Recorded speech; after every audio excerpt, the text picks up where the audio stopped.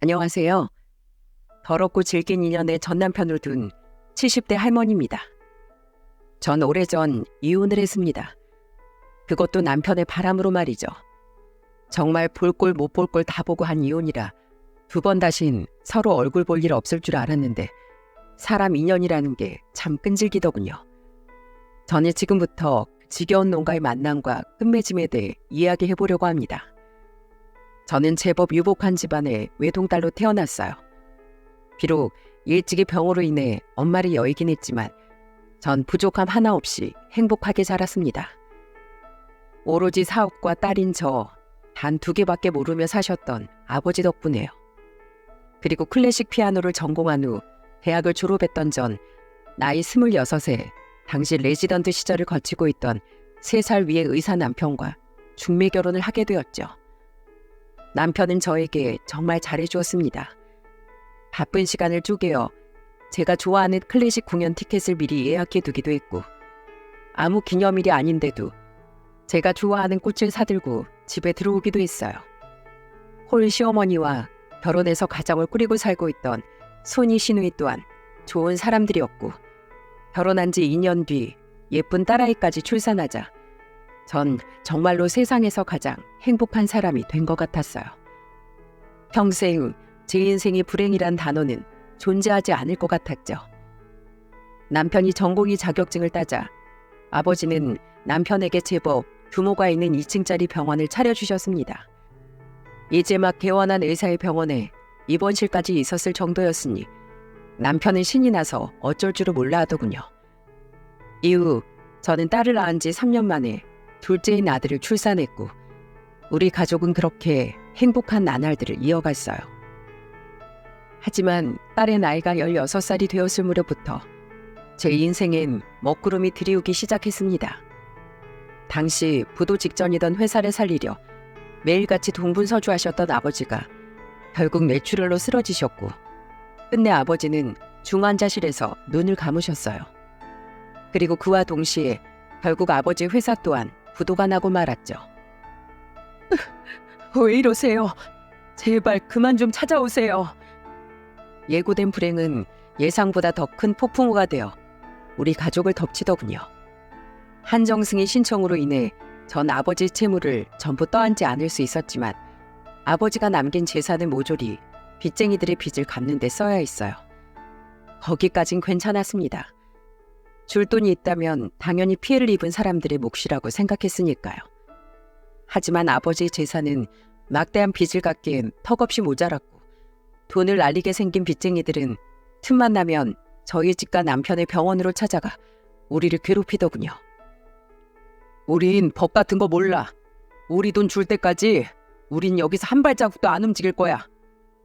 저는 그들에게 죄송하다며 빌어도 보고 남편은 몇 번이나 그들을 경찰에 신고까지 했지만 돈을 잃은 빚쟁이들은 끈질겼습니다. 집도 집이지만 빚쟁이들이 매일같이 병원을 점거하고 있어 남편의 병원 운영에도 피해가 막심했죠.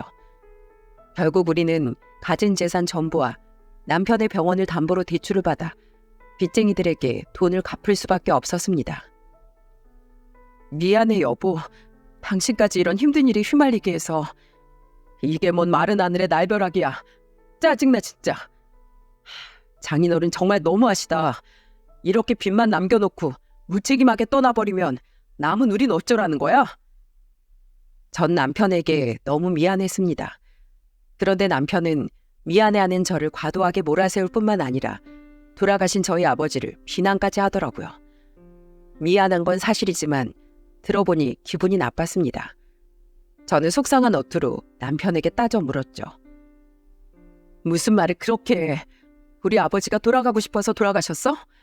나 당신한테 미안한 건 맞는데 적어도 당신이 우리 아버지에 대해 그렇게 말하면 안 되지.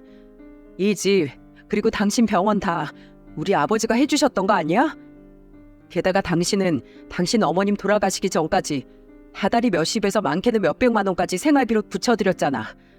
우리 아버진 오히려 우리한테 생활비 보태쓰라면서 매번 돈을 주기만 하셨는데, 비록 모은 돈은 다 날리게 되긴 했지만 우리 아버지 덕에 우리가 지금까지 먹고 싶은 대로 먹고 쓰고 싶은 대로 쓰면서 살 수 있었던 거 아니야? 당신 속상한 건 이해하지만 적어도 우리 아버지에 대해 그렇게 이야기하지 말아줬으면 좋겠어. 의사랑 결혼하면서 그 정도 안 해오는 집이 어딨어? 내 주위에선 다 그렇게 받고 결혼했어. 당신만 뭐 대단한 거 해온 것처럼 유세 떨지 마. 에이, 짜증나 정말. 그날 이후 우리는 하루가 다르게 멀어져만 갔습니다. 날이 갈수록 제게 투명해지던 남편은 빚을 갚아야 한다며 저에게 최소한의 생활비만 주더군요. 부족한 생활비와 아이들의 교육비를 위해서라도 저 또한 더는 가정주부로만 살아갈 수는 없었기에 고민 끝에 전 피아노 개인 강습을 시작했어요. 저희 집엔 제가 취미로 치던 피아노가 있었거든요. 다행히 이름난 대학을 졸업했던 덕에 전 취미생과 입시생들을 꾸준히 가르칠 수 있었죠. 그렇게 시간은 흘러갔습니다. 예전과 달리 냉랭해진 집안 분위기에 아이들은 한동안 힘들어했지만 사람은 적응하는 동물이라더니 얼마 지나지 않아 아이들 또한 집안 분위기에 적응을 하더군요. 저 또한 처음엔 변한 남편을 보며 힘들고 가슴 아프기도 했지만 그래도 그런 남편을 받아들이려 노력했어요. 어찌됐든 함께 저희 아버지의 빚을 갚아준 사람이고 여전히 제 옆을 지키고 있는 남편이자 아이들의 아버지였으니까요. 그리고 무엇보다 전 남편에게 여전히 죄책감을 가지고 있었죠. 그런데 문제는 남편이 날이 갈수록 돈에 인색해져 갔다는 겁니다. 남편은 매일같이 저만 보면 돈돈거렸어요. 그러더니 나중엔 아이들에게 들어가는 돈까지 아까워하더군요. 처음엔 애들에게 먹는 걸로 눈치를 주더니 나중엔 어쩌다 한 번 사 입는 아이들의 계절옷을 보면 한숨부터 쉬더라고요. 그럴수록 전 학생을 늘리고 더욱 열심히 일했습니다. 대출금은 남편이 알아서 갚고 있던 터라 앞으로 갚아야 할 금액이 얼마나 남았는지 모르겠지만 얼른 대출을 다 갚고 다시 돈을 모아 예전처럼 행복한 가족으로 돌아가고 싶었거든요. 그렇게 제 나름대로 돈을 모으면 남편에게 대출금을 갚으라며 그 돈을 전부 주고 남은 돈과 남편이 준 생활비를 아끼고 아껴 아이들 학원을 보내고 가게를 꾸려나가길 반복하는 세월이 흘렀습니다.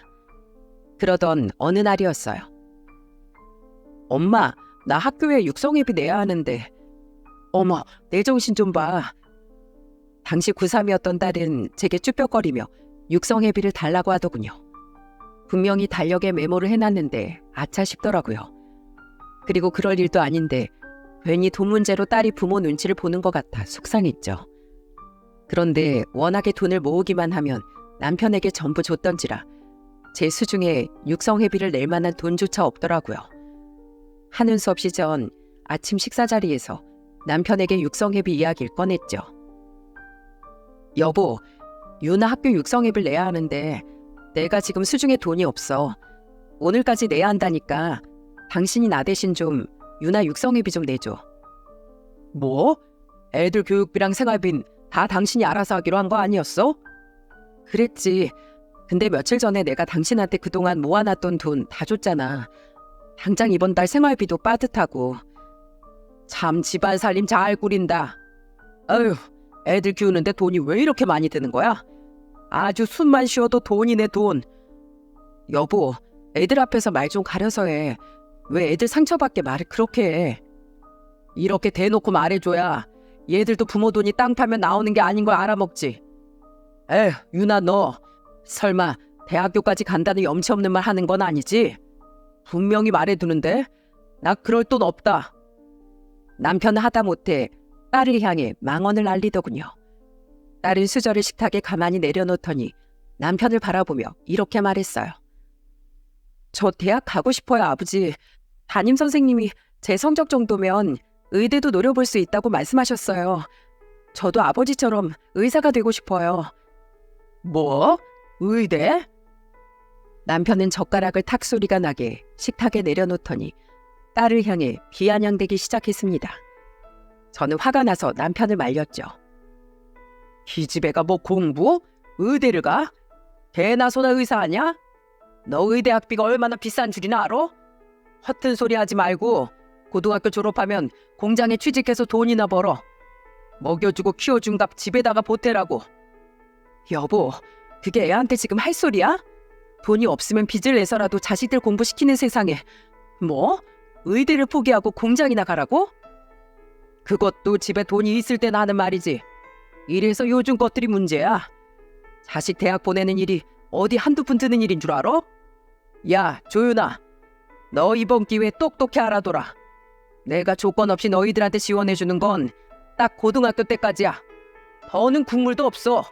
알아들어? 에이, 밥맛 떨어져. 남편은 사납게 인상을 쓰며 식탁에서 일어났습니다.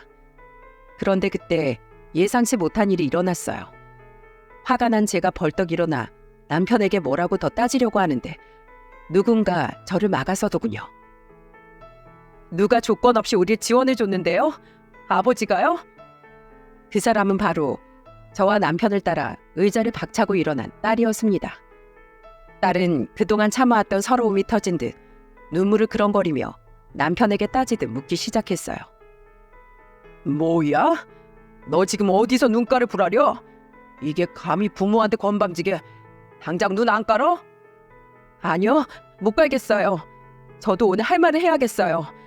아버지가 조건 없이 우릴 지원해줬다고요? 아버진 외할아버지 돌아가시자마자 매번 돈 아깝다면서 우리한테 눈치 주셨잖아요. 뭐만 하면 돈 없다. 어린 놈들이 먹어도 너무 많이 먹는다. 교복값이 왜 이렇게 비싸냐.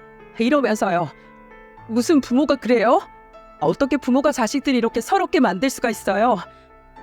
부모가 자식 먹여 살리는 게 당연한 일인 줄 알아? 나 하나 되니까 집이 이렇게 힘든데도 너희들 책임지는 거야. 그럼 감사합니다 하고 넙죽 절을 해도 모자랄 판에 어디서 되바라지게 굴어?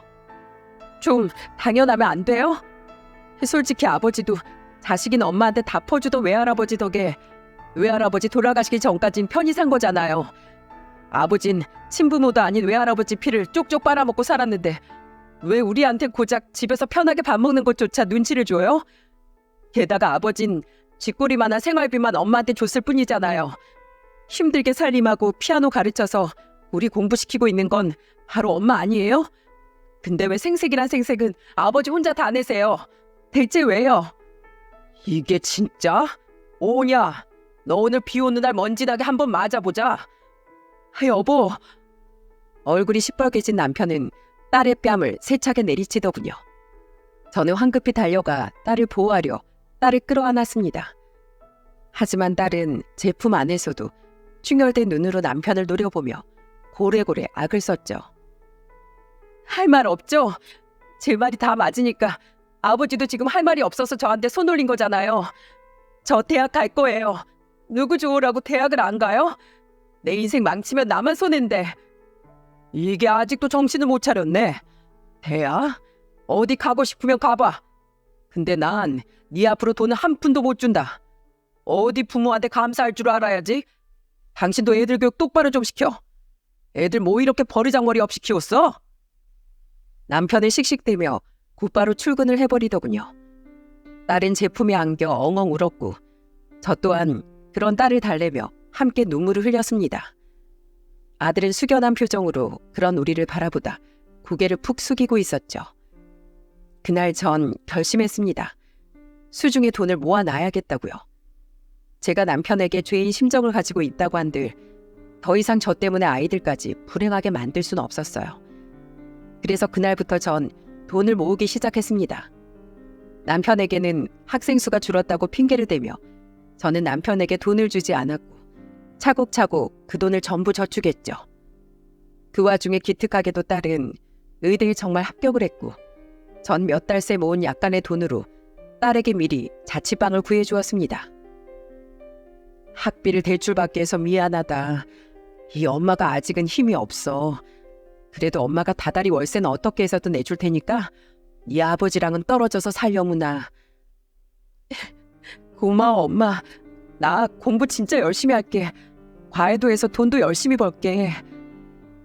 그렇게 딸을 내보내자 남편은 괘씸하다는 둥, 두 번 다시 이 집에 발도 못 붙이게 할 거라는 둥, 가진 욕이란 욕은 다 하더군요. 저는 거기다 대고 한 가지 더 통보를 했죠. 규민이도 기숙사에는 고등학교 보낼 거야. 애랑 얘기 다 끝냈으니까 그렇게 알아. 뭐? 그 기숙사비는 다 누가 내고? 당신 나랑 상의도 없이 이게 뭐 하는 짓이야? 여기서 학교 다니나 기숙사에서 학교 다니나 따지고 보면 그 돈이 그 돈이야. 모자란 돈은 내가 일을 더해서라도 메꿀 테니까 당신은 참견 마. 당신이? 그래 그럼. 대신 나한텐 지금 들어가는 생활비 이외엔 한 푼도 요구하지 마. 남편은 자신이 돈을 더 내도 되지 않는다는 제 말에 그제야 수긍을 하더라고요. 그 좋았던 남편이 대체 어쩌다가 저런 치사한 인간이 된 건지 참으로 한스러웠죠. 아이들은 방학이나 어쩌다 한 번씩만 절 보러 집에 올 뿐이었고, 남편을 보기 싫어하는 아이들을 위해 전 종종 아이들의 학교 근처로 가서 밥을 사주고 시간을 함께 보내다 오곤 했습니다. 이후 전 아이들이 없는 집에서 꾸준히 돈을 모았고, 정이 떨어진 남편과는 거의 투명인간 대하듯 필요한 말 이외엔 서로 대화를 하지 않으며 살았어요. 그렇게 4년이 지났고 대학에 간 아들은 대학 기숙사로 들어가게 되었습니다.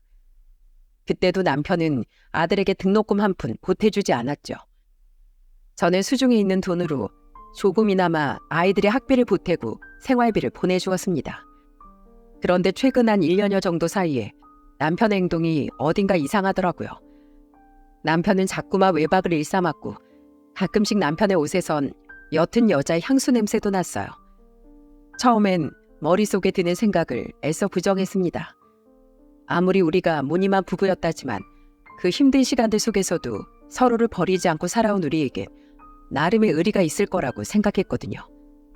하지만 거듭된 남편의 이상 행동 속에 저는 어느 날 결국은 사람을 써서 남편의 뒷조사를 했습니다. 제 두 눈으로 확인하고 싶었거든요.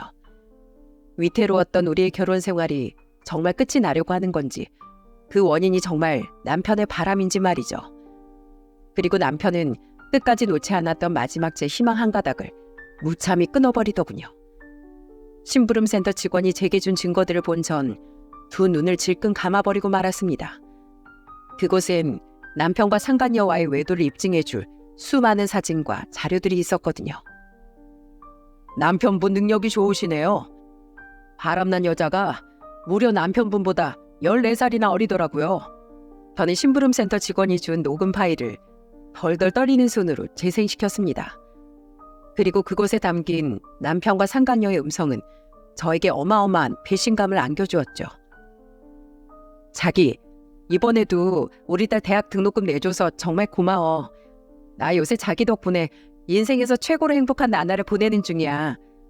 나이 20살에 미혼모로 우리 딸 낳고 집에서도 쫓겨난 이후로 나 정말 안 해본 일 없이 힘들게 살았거든. 지금이야 안정적으로 보험 설계사로 일하고 있긴 하지만 여자 혼자서 애 키우고 산다는 게 정말 쉬운 일이 아니었어. 근데 지금은 당신이 집도 구해준 덕에 전세살이도 탈출하고 우리 딸 학비 걱정 없이 대학도 다니게 할 수 있어서 나 너무 행복해. 그래, 알지. 우리 진경이 그동안 많이 고생하면서 살았던 거. 그래서 내가 마음 아파서 더 잘해주는 거잖아. 앞으로는 이 오빠만 믿어. 우리 진경이 인생은 이제 시작인 거야. 근데 오빠 이혼은 언제 해? 우리 언제까지 이렇게 숨어서 만나야 돼? 좀 기다려봐. 집사람이 내가 그렇게 눈치를 주고 일부러 더 무시하는데도 통 이혼하자는 소리를 안 하네. 요샌 대출금 갚는다는 핑계로 생활비를 더 줄였거든. 근데도 꿈쩍을 않는다. 다 늙은 게 눈치까지 없으니까 얼마나 더 꼴보기 싫은지. 지금 무작정 이혼하자고 했다간 아까운 재산 분할만 잔뜩 하게 될지도 몰라. 사실 죽은 장인 때문에 받았던 대출금 이미 예전에 다 갖고도 남았거든. 그래서 내가 몰래 모아둔 재산이 꽤 돼. 어떻게든 무슨 꼬투리를 잡아서 그 여자를 유책 배우자로 만들어야 될 텐데. 눈물이 뚝뚝 흘렀습니다. 그동안 남편이 대출금을 갚느라 힘든 줄 알고 혼자서 생활비를 아둥바둥 아껴 쓰던 제 자신이 너무 바보 같고 한심하게 느껴졌어요. 2년 전부터 이미 남편은 제 남편이 아니었던 거예요. 저는 그날 저녁 남편의 면전에 제가 모은 증거들을 던져주었습니다. 이게 뭐야? 당신이 이걸 어떻게... 뭐? 꼬투리를 잡아서 날 유책 배우자로 만들어? 대출금은 예전에 다 갚았다고? 사람을 등신 만들어도 유분수지. 어떻게 그 오랜 시간 동안 내 뒤통수를 치고 있었을 수가 있어? 그리고 당신, 당신 친자식들한텐 그깟 육성회비 하나로도 아까워서 벌벌 떨더니 뭐? 그년 딸 대학 등록금을 죄다 내줘? 네가 그러고도 부모야? 이 쓰레기 같은 놈아. 그동안 난 당신한테 미안해서 당신이 아무리 나한테 그리고 우리 애들한테 치사하게 굴었어도 모든 게 다 내 탓이라고 생각해서 나 꾹 참고 견뎠어. 당신이 우리 아버지 때문에 빚까지 지게 돼서 어쩔 수 없이 이렇게 변한 거라고 바보같이 믿었었다고.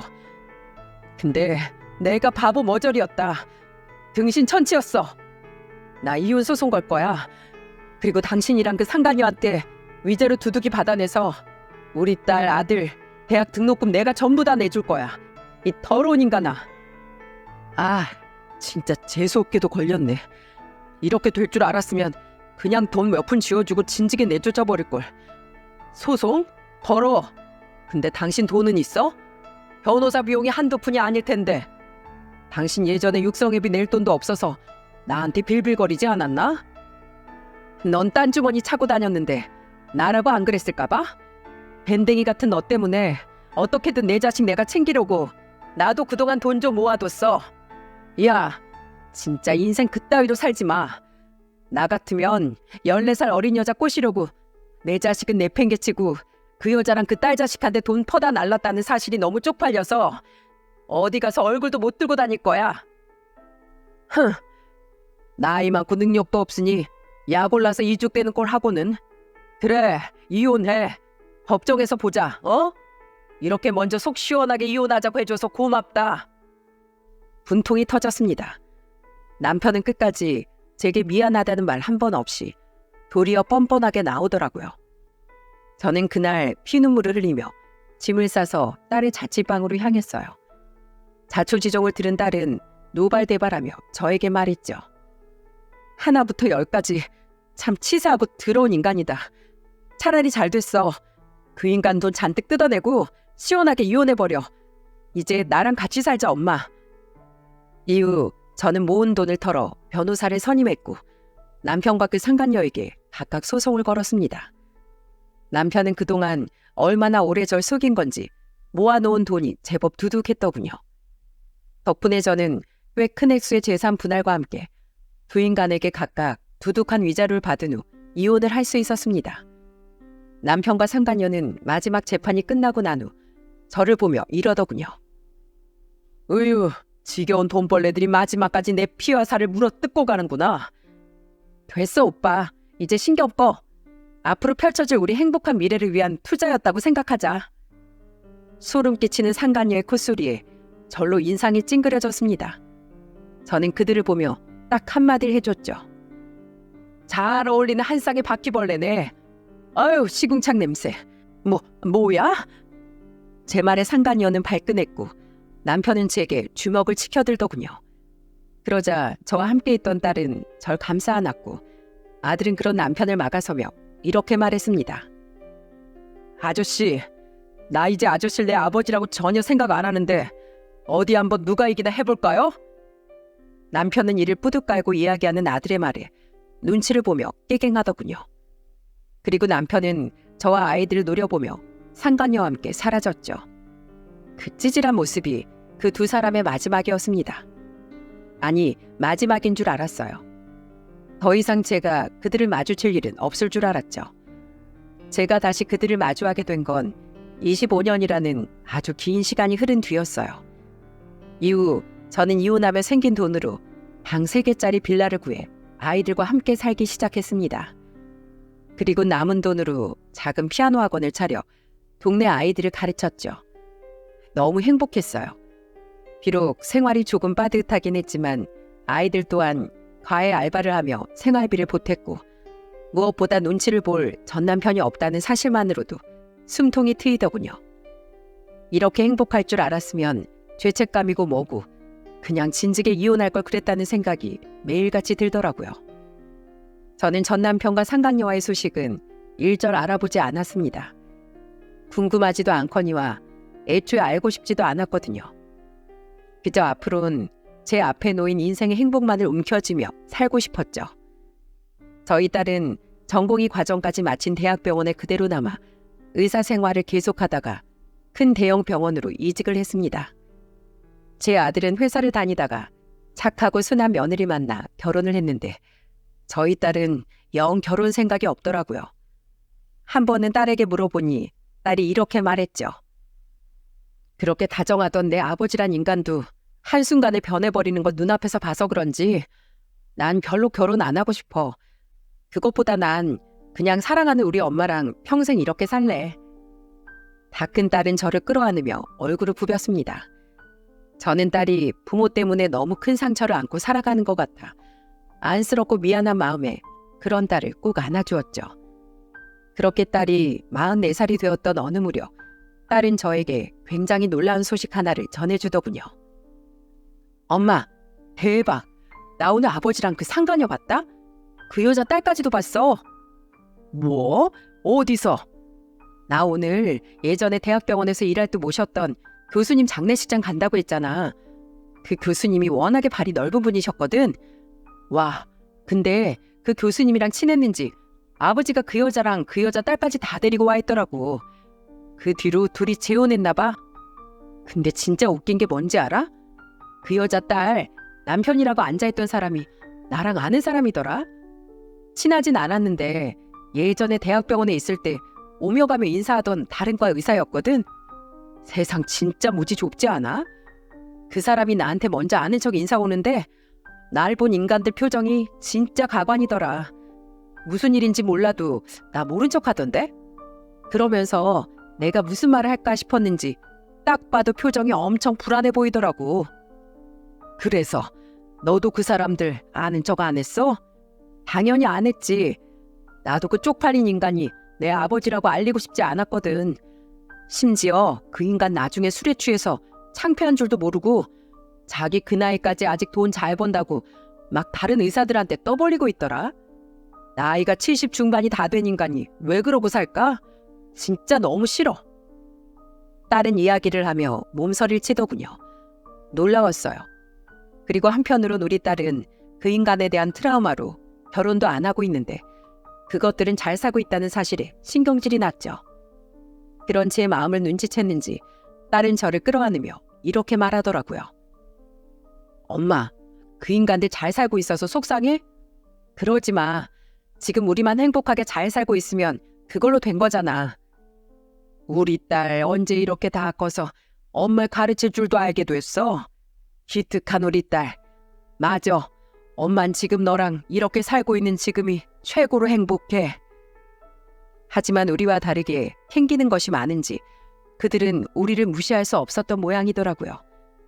그 주 주말 전 남편은 어떻게 알았는지 저희 집을 찾아왔습니다. 인터폰도 제대로 확인하지 않고 얼결에 문을 열었던 전 남편을 보자마자 황당한 표정을 지었죠. 통째로 먹던 오이를 손에 든 채 말입니다. 전 남편은 그런 저를 휙 밀치더니 집으로 성큼성큼 들어오더군요. 뭐야? 거실에 앉아 TV를 보던 딸은 그런 전 남편을 보고 경악을 하더라고요. 저 또한 너무 놀라 거실로 뛰어와 남편을 향해 소리쳤죠. 당신 뭐야? 어떻게 여길 알고 찾아왔어? 여긴 대체 왜 온 건데? 동사무소 가서 조금만 알아보면 사는 주소 같은 건 다 나와. 그리고 당신은 빠져. 난 당신한테 아무 용건 없으니까. 유나, 너 나랑 얘기 좀 하자. 너 며칠 전에 장례식장에서 나랑 우리 가족 봤지?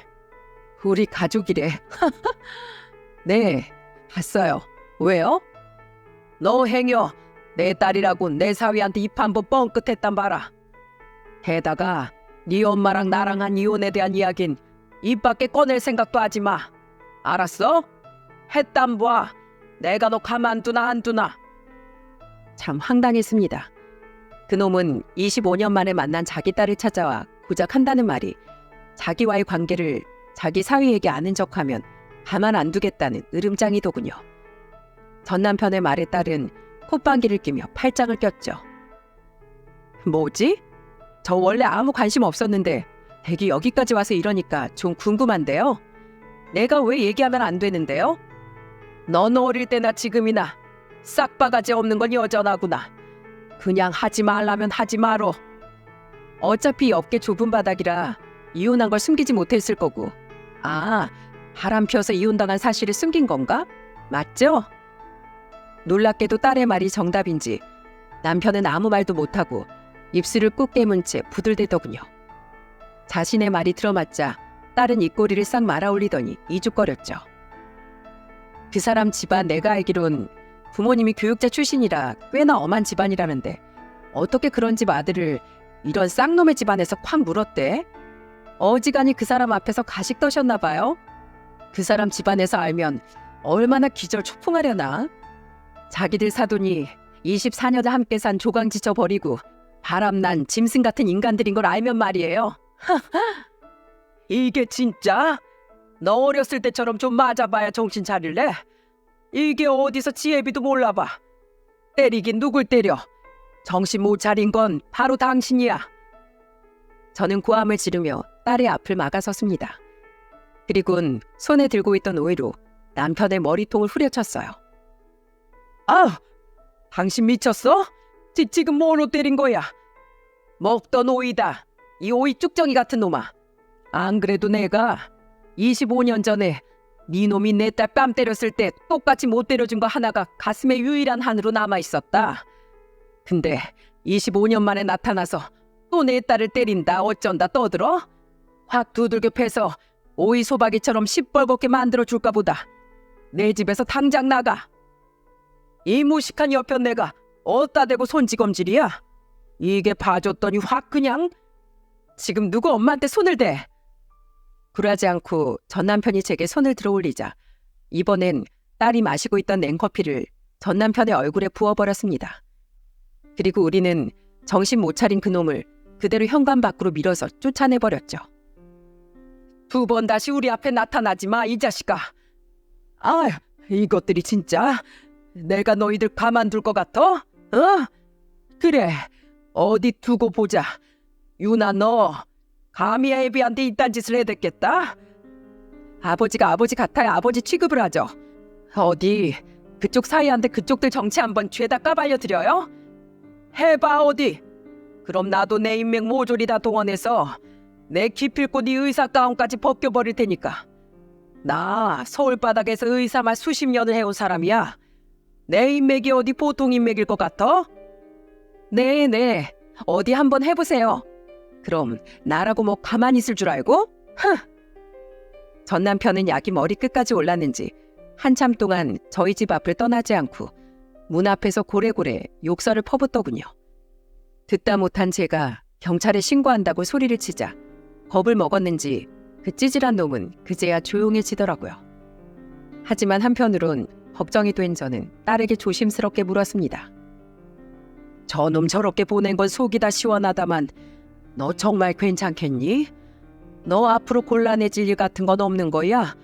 그 인간이야 이제 다 늙어서 의사를 그만둬도 잃을 게 없겠지만 젊은 넌 다르잖니. 됐어, 괜찮아. 내가 뭐 뒤구린 짓 하고 다닌 것도 아닌데 뭐가 무서워? 그리고 내가 좀 보고 들은 게 있거든? 가만히 있으려고 했는데 저놈이 우릴 먼저 건드린 이상 나 열받아서 안 되겠어. 뭘 보고 들었는데? 그런 게 있어. 긴가민가 해서 나도 좀 알아봐야 돼. 나중에 확실해지면 말해줄게. 딸은 의미 모를 말을 중얼거리며 이를 뿌듯 깔더군요. 그리고 딸의 말이 무엇을 뜻하는 거였는지 얼마 지나지 않아 곧 알게 되었습니다. 몇 주 뒤 집에서 쉬고 있는데 모르는 번호로 전화가 한 통 오더군요. 누군가 싶어 전화를 받은 전 상대방의 정체에 기함을 하고 말았죠. 희야, 이 늙은 여우야. 나 알지? 김진경. 처음엔 김진경이 대체 누구인지 몰라 잠시 갸우뚱했습니다. 그리고 다시 곰곰이 생각해보니 그제야 이름이 기억나더라고요. 그 사람은 바로 상간녀였죠. 아, 상간녀 씨? 이게 재혼한 지가 언젠데 어따 대고 아직도 상간녀래? 늙고 취해져서 내 남편한테 버림받은 주제에 너 내 남편한테 버림받은 거 아직도 마음에 담아두고 있냐? 그래서 잘 살고 있는 우리 보고 약 올라서 우리 뒷조사한 거지? 응? 니들이 우리 신고했지? 뭐? 아니 이게 뜬금없이 전화해서 왜 개소리야? 상간녀는 제게 이유 모를 말만 늘어놓으며 소리를 지르더군요. 그리고 상간녀의 말은 제게 엄청난 놀라움과 동시에 통쾌함을 안겨주더라고요. 너희들이 나랑 내 남편 보험 사기 친다고 신고한 거잖아. 환자들한테 허위 진단서 써주고 보험금 뜯어먹는다고. 그렇게 여태 미련을 못 버리고 아직도 내 남편 엿먹이고 싶었냐? 네 딸이 분하고 억울하대? 자기 아빠가 자기 버리고 떠나서? 그럼 애초에 지가 자기 아빠한테 애교도 좀 부리고 해서 예쁨 받았으면 됐잖아. 이 구질구질한 것들아. 보험 사기? 우와, 너희 하다 범죄까지 저지르고 다녔냐? 대단하네. 근데 어쩌지? 당신 주소 잘못 찾았어. 난 당신이랑 그 인간이 어떻게 살고 있는지 정말 1도 관심 없었거든. 나 그렇게 한가한 사람 아니야. 웃기시네. 너희가 아니라고? 내가 그 말을 믿을 것 같아?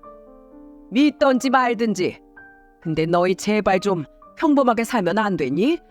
한 놈은 바람 피우다 이혼당한 거 사위랑 사돈한테 숨겨보겠다고 전처랑 딸 찾아와서 깽판을 치질 않나?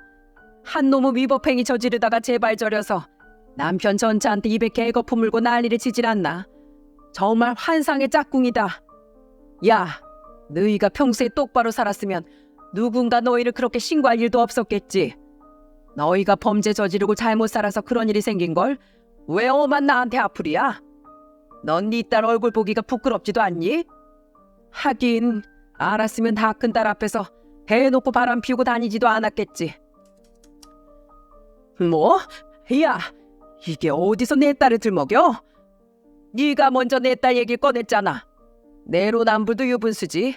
너 내가 경고하는데 또다시 나한테 연락해서 그 더러운 입으로 내 자식들 입에 올려봐. 내가 치고 끝까지 쫓아가서 너든 네 딸년이든 가만 안 둘 테니까. 내가 예전엔 좀 지쳐서 그냥 순순히 돈만 받고 이혼하고 끝냈거든. 근데 지금은 매일이 너무 행복해서 에너지가 아주 풀파워야. 지금은 네 뼈가루 하나까지 다 씹어먹을 수 있다고. 알아들어? 진짜인지 아닌지 궁금하면 어디 또 한번 연락해봐. 네 전화번호가 내 휴대폰 액정에 뜨잖아? 난 그 즉시 너희 집으로 찾아갈 거야. 그리고 예전에 너한테 미처 못했던 메타작, 자진몰이 장단까지 타면서 널 아주 흠씬 두들겨 패줄 거야. 알았어? 저는 소리를 빽 지른 후 전화를 끊었습니다. 그날 저녁 그 여자에게서 전화 온 이야기를 딸에게 들려주니 딸은 뒤집어지며 웃더군요. 그리고 눈물까지 훔치던 딸은 제게 기가 막힌 이야기를 들려주었죠. 미리 말 못해서 미안해 엄마. 그 인간들 신고 내가 한 거 맞아. 저는 놀란 나머지 눈을 동그랗게 떴습니다. 딸은 어깨를 으쓱이며 그제야 그동안의 이야기를 제게 말해주더라고요. 그때 장례식장에서 그 인간이 술에 취해서 막 떠들었다고 했잖아. 자기는 나이 74을 먹었어도 아직 돈 잘 벌고 잘 나가는 의사라고. 근데 듣다 못한 다른 사람이 장단이라도 맞춰주려고 했는지 비법이 대체 뭐냐고 심드렁하게 묻더라. 그때 그 인간이 잔뜩 기세등등해져서는 이러더라고. 아, 장사는 무조건 서비스지. 고객이 원하는 거 다 맞춰주고 그럼 그 고객이 또 돈을 물어다 주고 그러는 거 아니겠소? 의사도 다 장사치인데 얕게 굴 줄 알아야지. 정직하게 산다고 어디서 돈 안 굴러 들어옵니다. 그 인간이 거기까지 말했는데 갑자기 그 상간녀가 아버지를 팔꿈치로 퍽하고 치더라.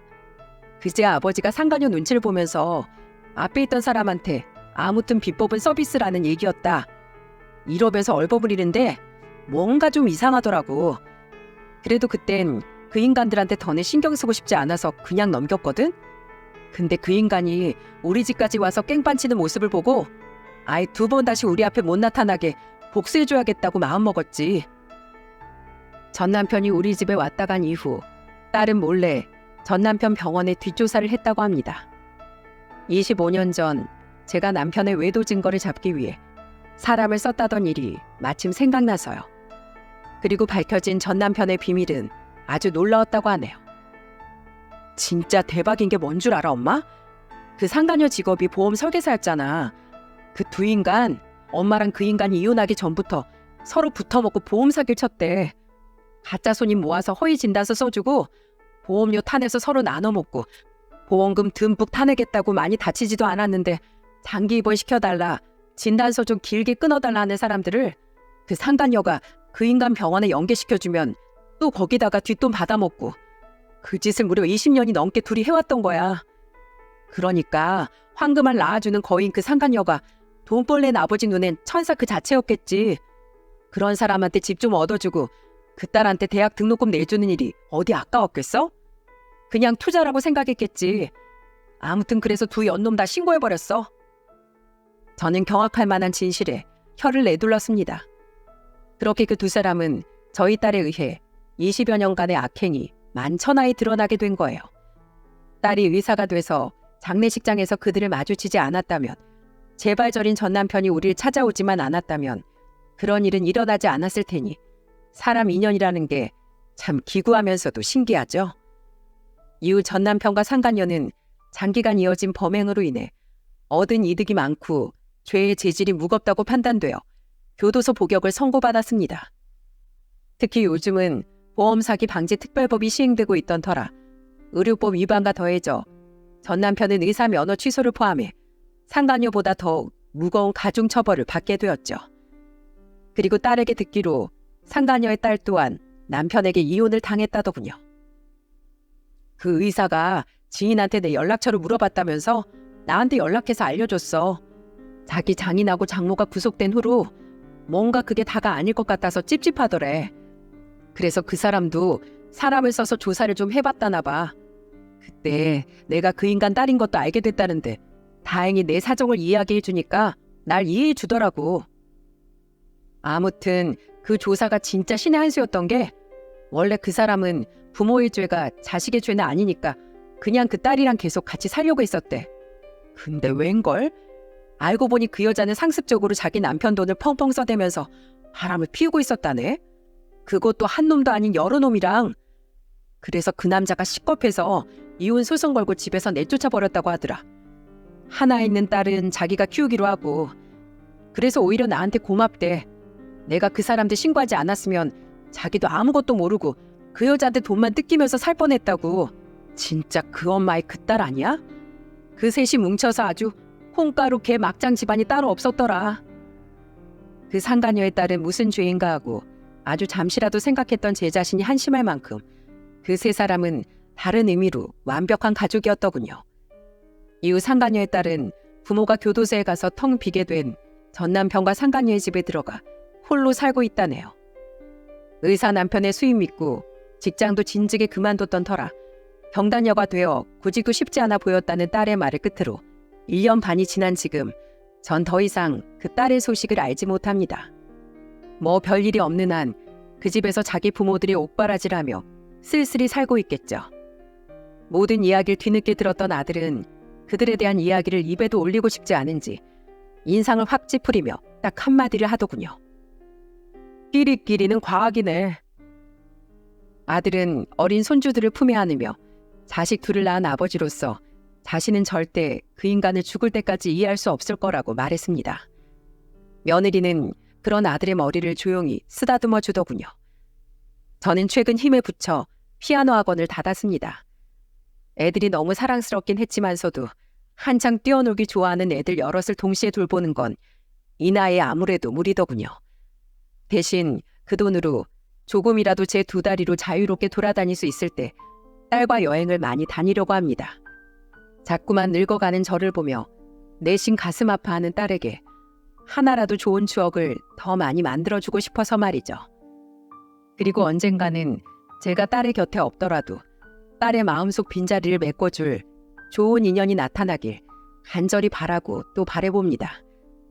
비록 시간이 조금 지난 이야기지만 제가 늦게나마 이 사연을 보내게 된 이유는 보다 많은 분들께 보험 사기에 대한 심각성을 알리고 싶어서랍니다. 전 남편의 일이 있고 난 후 아무래도 전보다는 보험 사기에 관한 기사에 더욱 눈길이 가게 되더라고요. 그러다 보니 자연스럽게 그 범죄의 심각성에 대해 깨닫게 되었죠. 자신의 이속만 채우려는 전 남편과 상간녀 같은 이기적인 사람들로 인해 죄 없는 많은 사람들의 보험료만 늘어가고 정작 절실히 보험금이 필요한 사람들이 보험금을 제대로 지급받지 못하는 피해가 날이 갈수록 늘어가고 있다는 걸 말입니다.